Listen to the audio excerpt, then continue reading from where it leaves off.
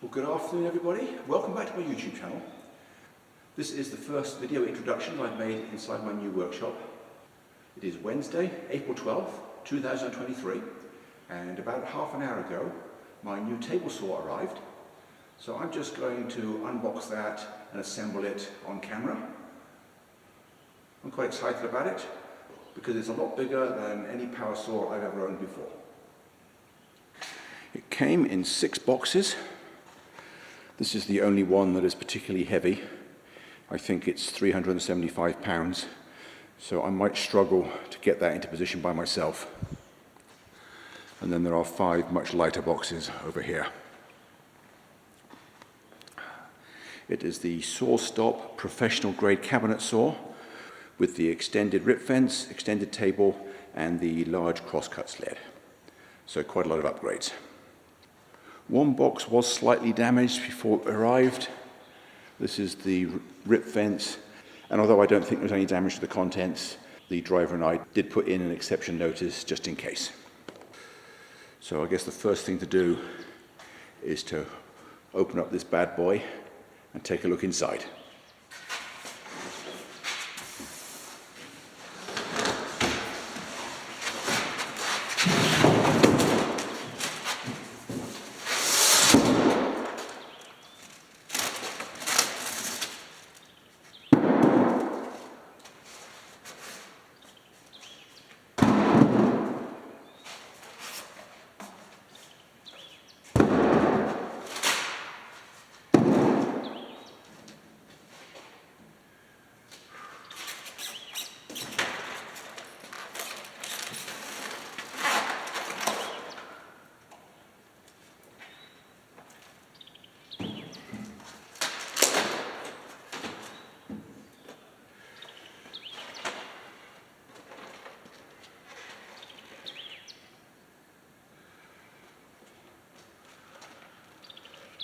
So we have a whole load of assembly hardware attached to a card here.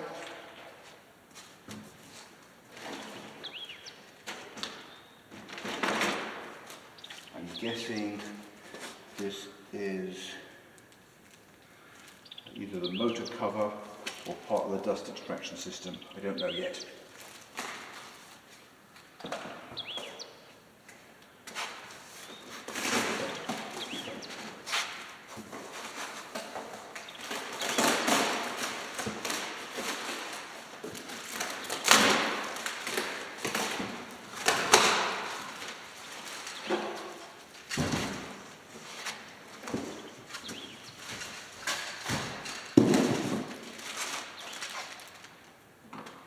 Here's the blade guard.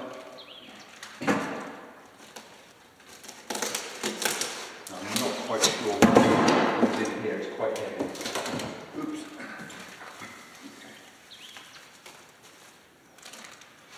I expected that to all be attached together.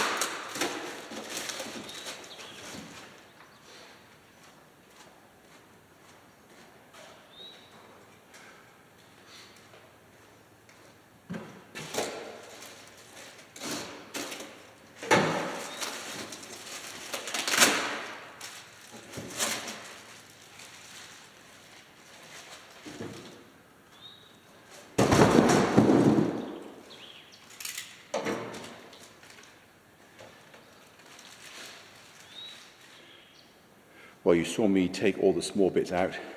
It did seem to be very well packaged. I'm guessing these 2 flat boxes along the side are parts of the table. That will have to be stood up somehow and then slid into position where I need it. I will probably need my 2-wheel cart for that. Here are all the small pieces that came out of that box. There's this cover of some kind, 2 wrenches, 2 control wheels, a couple of knobs, a blade guard, and a card with all the assembly hardware on it. So I think before I open any more boxes, I'm going to see if I can find some assembly instructions and then see about getting the main cabinet stood up. Well, the first bit of instructions I saw was entitled How to Stand Up the Saw. And here is the technique using the top styrofoam tray as a mat to roll it onto.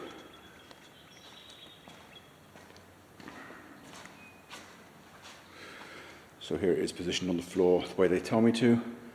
Now I've just got to roll the saw onto its back and then stand it up. So let me do that and I'll be right back. Okay, I have found the owner's manual. Hopefully this will tell me how to assemble the saw, because I'm really not sure how to do it. So I'm going to read that before I continue. Don't go away.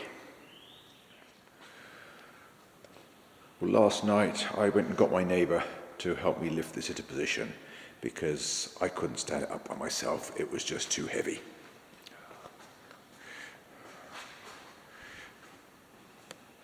I've also discovered why this part was so heavy. There are additional pieces packed inside it. Here's the other half of that foam insert. I've been going through the instruction manual. It's quite long, as you can see from this. Most of that is the assembly instructions. Here is the switch box, which was packed inside the cabinet. I've just got that out. Haven't yet figured out how to attach it. There's one small threaded hole in the cabinet here, where my thumb is. That might be something to do with it. I'm going to have to go back to the instructions.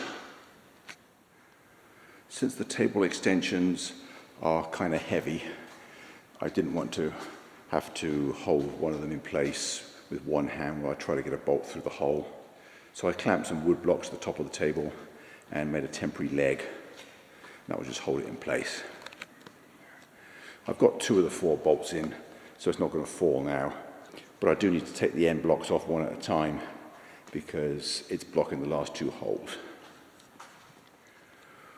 Well, that is the base saw assembled. Next, I've got to get the rip fence and extended side table on, and then there's a cross-cut table to go on the other side. I also turned it on briefly just to make sure that the blade was running true, and it is. The only problem I had during assembly was installing those 2 Allen screws in there. I think it would be much better if they had been Phillips head screws, because then it would have been a few seconds rather than a half-hour fight. The other thing I would do differently if I did it again would be to leave the motor cover off until after the extension tables were installed, because it got in the way of the wrench to tighten the bolts, even though the manual says to do it first. Well, I've just opened up the side table extension. Once again, it's packed with its own hardware kit. I think that's the legs on the side in the cardboard. I don't see any instructions. Then it's probably pretty straightforward. So let me just get to work and I'll show you what it looks like at the end. Well, here is the extension table out of its box. At first I thought there was no instructions, but then I found them in the same box that contains the rip vents. And it's just a single large poster.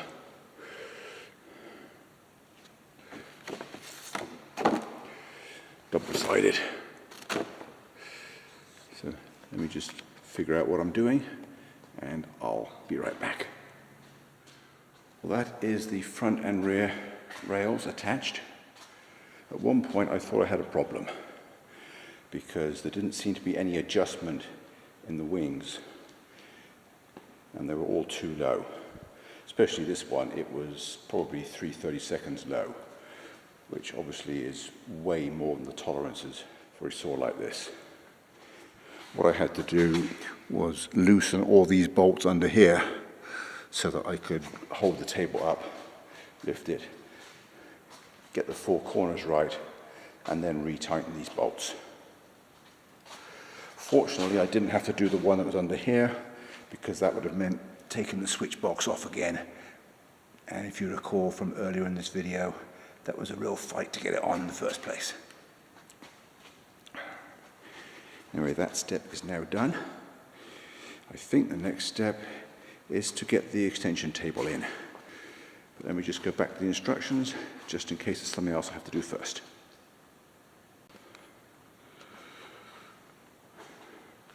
Well, that is the extension table installed. Step 8 is now done.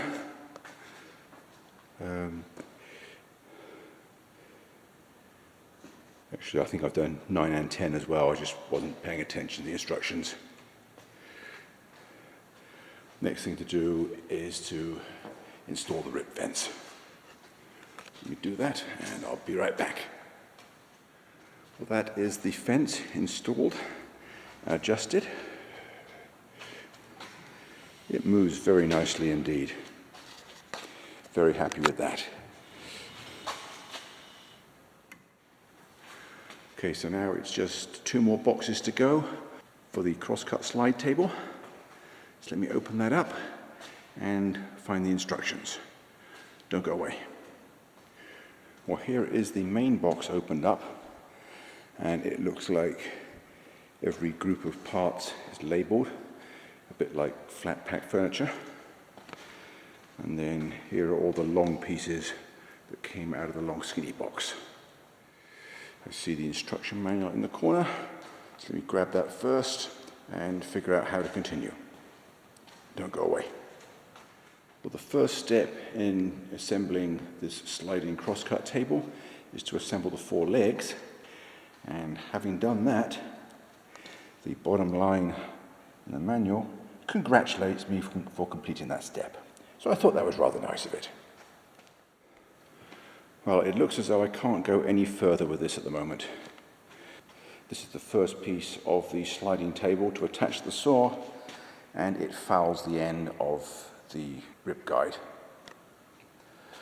I was told that I only had to shorten that if I elected not to install the end table for a more compact fit. Well, last night I told you about the problem I had with these 2 attachments being not compatible with each other. So you can see here that I have made a spacer out of MDF. I had to laminate 2 pieces and glue it up, leave it overnight. It's exactly a 1-inch spacer, and I'm hoping it doesn't come back to bite me later on. It does mean that the ruler on the other attachment on the sliding table, the one like that, is going to be 1 inch out, but I can live with that. I certainly don't want to go hacking my brand new saw apart. I just don't understand how it ever got through quality control in the company to start with, because here we are, an expensive tool designed for woodworking, and unless you have a shop that's set up for metalworking, you can't make this adjustment neatly. So anyway, having made this spacer, I hope it's not going to come back to bite me later on. There's a lot of slop in those holes. They're slotted, so I guess there is some height adjustment to be done. I'm going to have to figure out where it needs to go. So let me get back to the manual, and I'll check in with you again later. Well, I've now finished assembling and adjusting the sliding table, and I'm so glad that I didn't blindly follow the instructions and hack off the end of this rip vents. Here's the piece of the sliding table that would have fouled it, and it's not even used. That is a 1-inch MDF space that I put in. It didn't even need to be as wide as that. The only reason I made it 1 inch instead of 3/4 is that the instructions said that this needed to be 1.25 inches back from the end of the table. So that's the gap that I allowed. Turns out it doesn't make any difference. I could have put a 1/2 inch spacer in it, it still have worked. The other thing that I'm really not impressed about with this table is this rail stopping short. To me, it seems like it should be the same length as the outer one.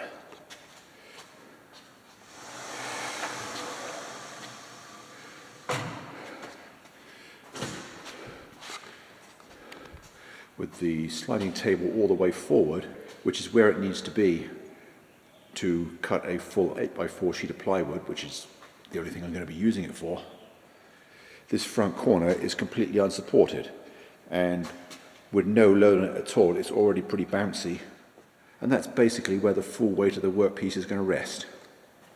A full sheet of 3/4 inch MDF is about 130 pounds, and I just don't think it's strong enough. And that is, of course, the first thing that I need to cut on it, because I have this sheet over here, which has been my work table for the assembly process. I'm now going to use that to make myself an outfeed table to go behind the blade, but it's bigger than it needs to be. In fact, it's too big. So I'm going to shorten it a bit, and for that I'm going to use the cross-cut table and see how it works.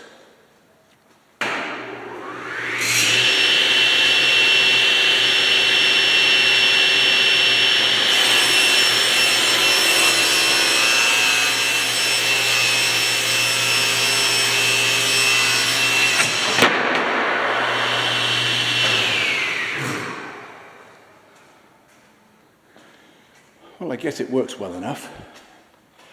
It was a little bit awkward getting underneath it to turn it on with the full sheet in place. So I guess that means the controls are really not in the best place for using the sliding table. Anyway, that gives me a 6-foot long outfeed table. I have some 2x4s to build legs and a frame. So let me get on with that, and I'll be right back. Well, there is the frame for my outfeed table, all assembled and installed. It's resting on the L bracket along the back of the table saw on 2 blocks of wood. Everything is screwed together with number 8 2.5 inch screws. I have adjustment feet on the 2 legs, although I have not yet adjusted the height. So let me do that, and then I can install the top, and then it'll be done. Well, there is my outfeed table finished. It is rock solid. I just screwed it from the top because it's a lot easier. And yes, I know the screws are visible, but I don't really care. I just made sure I canted something far enough so they don't stick up, and also put them in a regular pattern instead of just randomly. I was thinking I had to come back with a router and continue these grooves. But actually this can get to about the middle of the blade already, and I think that's far enough. So I don't think I need to, which is just as well because I don't own a router yet. It'd be something I'd have to buy. Here are the outlets that I've installed underneath the outfeed table of my table saw. I'll just give you a contextual shot here. It's underneath where I can quite easily reach it. The first outlet where the saw is plugged in is always live, and that is powered directly from the wall outlet. The other one is only live when the switch hanging from the front of the table saw is on. That way I can plug the vacuum system into that and turn it on and off from the front of the saw. And before anyone mentions the lack of a cover plate, yes, I know I forgot to buy one this morning. I will get one on Monday, but I've got to go back to Lowe's anyway. And in the meantime, I will just make sure the workshop is off limits to anyone stupid enough to poke a screwdriver in there. Well, here is that outlet installation finished. So the electricians among you can now confirm that I do have a cover plate on it to make it legal. That blue power cord is just what I'm using for the sander. I found that extra outlet under there is very useful. If I thought of that ahead of time, I might have switched them over so the live one was at the front. but it's going to stay like that now. You probably see that I've also hooked up my dust extraction system. As it comes, it is designed to either run on casters or be hung from the wall, but I use the caster mounting holes to put bolts through to hang it from my table. That way it's out of the way and off the floor. I'm going to use it for a few months, see if I like it, and if so, I'm going to get another one for the chop saw area and install it the same way. Here is another project that I've been working on to enhance the usability of my saw. There's a simple in-feed table. Note how it doesn't need to be very wide. It is simply an 11-inch strip of plywood with a frame underneath it. It's about 9.5 feet long, which is of course the length it needs to be to reach the wall. And as you can see, it just hangs on French cleats. With its position right in front of the window, of course it has to be on two pieces because there's no wall to hang it on otherwise. And depending on what I'm doing, it might be set up in a slightly different location. When ripping thin strips off the edge of a full sheet, it'll be set up a couple of feet back out from the blade where it can conveniently support the middle of the plywood. As the sheet gets narrower, I can just gradually move it closer to the blade. And whenever I need to rip a full sheet down the middle to put a cabinet or something, obviously the rip fence needs to be the other side of the blade, and I'll set the table up in line with the blade so it'll hang off this end of the bracket. You may notice another piece of French cleat vertically on the bracket and a short piece under the frame of the table.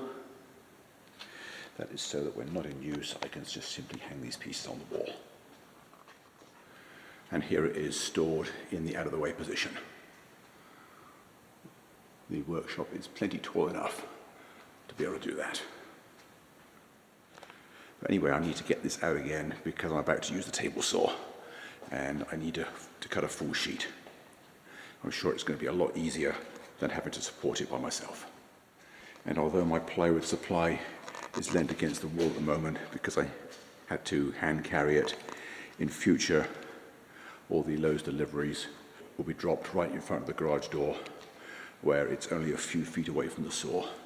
So that's going to be very convenient.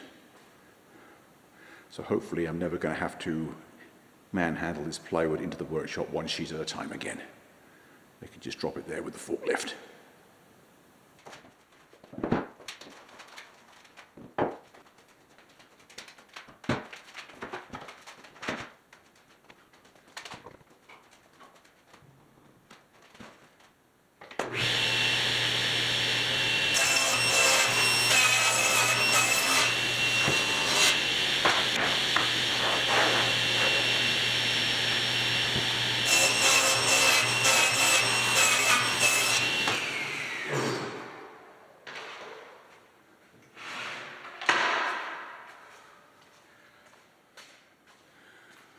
Well, that is so much easier. I can just concentrate on holding it hard up against the fence rather than having to support the weight of the plywood. That's what the table is for. That's one more project I can cross off my list. Now let me just get back to work.